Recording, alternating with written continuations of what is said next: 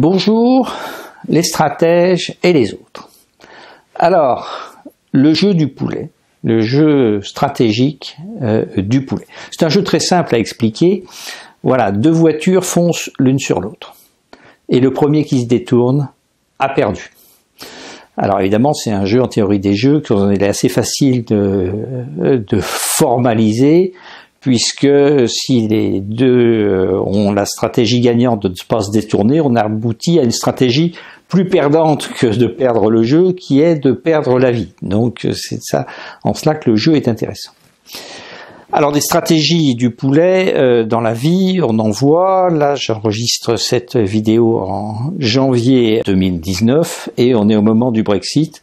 Et la première ministre anglaise Theresa May essaye de faire le jeu du poulet avec le Parlement, c'est-à-dire chacun menace d'arriver à un Brexit sans accord, ce qui serait la catastrophe absolue, ce que chacun veut éviter, mais il veut l'éviter en faisant céder l'autre.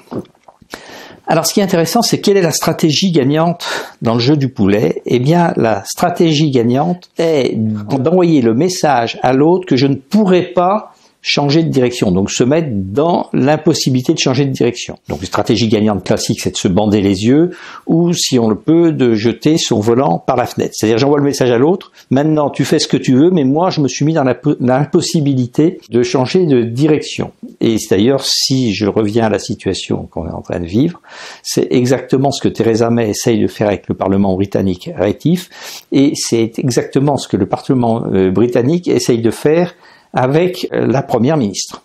Très bien. Donc c'est intéressant justement de voir que la stratégie gagnante en l'occurrence, c'est pas d'avoir une marge de manœuvre, mais c'est au contraire de s'enlever toute marge de manœuvre, ce qui constitue un peu un paradoxe de la stratégie, paradoxe sur la dissuasion. On sait que la dissuasion n'est efficace que si elle est automatique, c'est-à-dire que celui qui dissuade ne pourra pas éviter de mettre sa menace à exécution. Réfléchissons aux situations de jeu du poulet qui sont assez contre-intuitives dans leur énoncé et dans leur stratégie gagnante d'ailleurs. Voilà les stratèges et les autres, ce que je voulais vous dire ce matin sur la stratégie du poulet. Il me reste à vous inviter à vous abonner à cette chaîne YouTube et soyez sans crainte, c'est absolument sans menace. À bientôt!